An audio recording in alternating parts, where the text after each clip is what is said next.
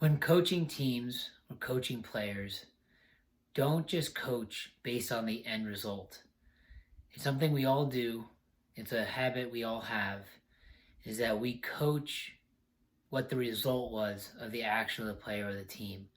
We don't coach the process. We don't coach based on what the player was trying to do.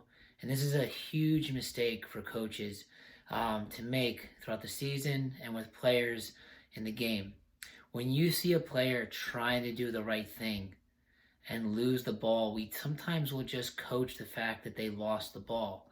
And we skip over the fact that the player was trying to do the right thing. The player was trying to apply something you were teaching during practice that week, or something you're trying to get the player to learn how to do. We often just coach the end result, whether that's a loss of the ball or a goal being given up. That's what we coach. That's what we react to.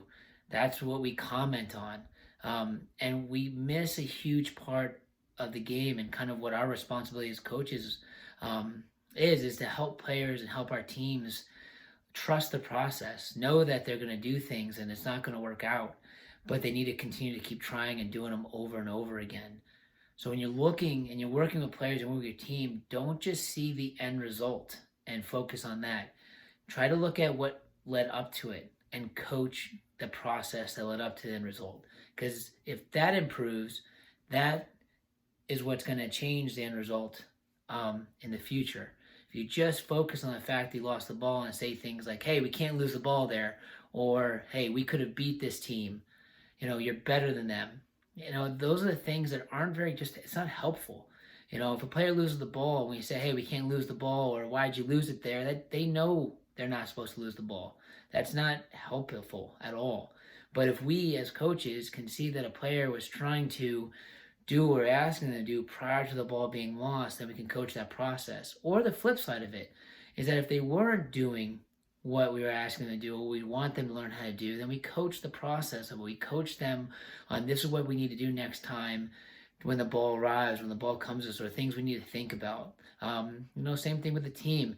The next game, these are the things we need to do in order to get the result we want.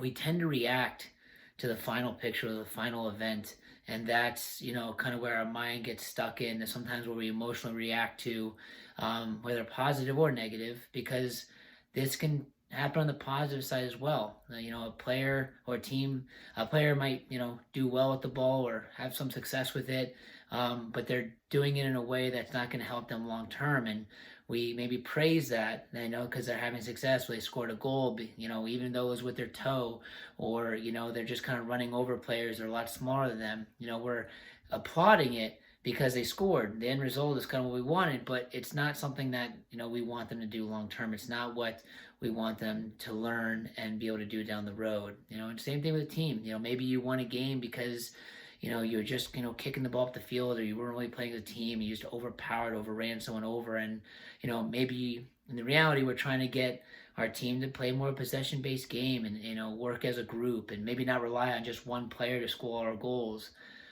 So we have to coach the process, not just the end result. We weren't successful or failed just because we won or lost.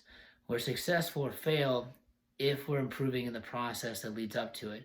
If we're making improvements, we're coaching those areas that are critical to not just that moment, but the long-term development of the player and our teams.